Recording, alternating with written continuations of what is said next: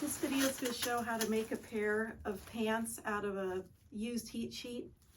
They are so wide in the bottom that you can easily take your shoe on and off, and they can even fit in a shoe because they're so lightweight.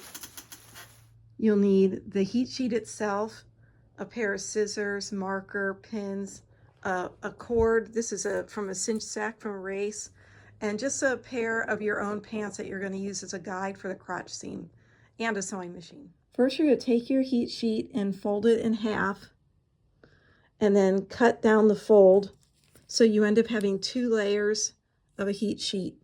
If you want to, you can cut a little bit off the length as well.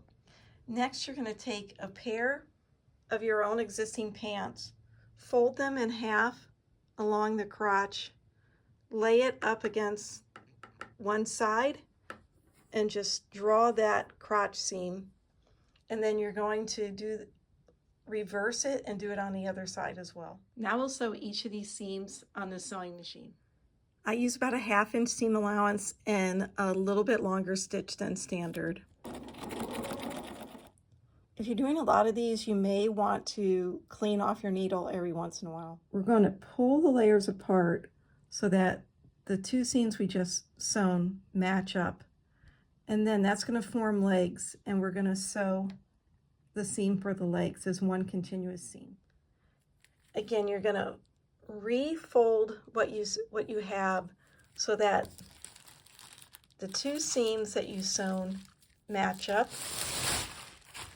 And this is going to end up making a giant pair of legs. So once you match up those raw edges, you'll see you'll have one continuous seam to sew the inseam of your pants. When you get all the way to the inside of one leg, just put your needle down and pivot, and then just keep going. Now that you have your pants sewn, you can turn them inside out. And when you turn it right side out, it's going to have a gigantic waistline. So the next part is going to be where we're going to put it on, either yourself or whoever you're making it for, and kind of mark where their natural waist is going to be. And then we're going to mark where we're going to cut some slits to thread a cord through and just make a drawstring waist. When marking and cutting the slits, you'll end up cutting an even number of slits. Be sure to space them so that they straddle the center of your waistline. These finished pants that'll keep you dry while you're at the start line are so lightweight, you could even just pack them in a shoe.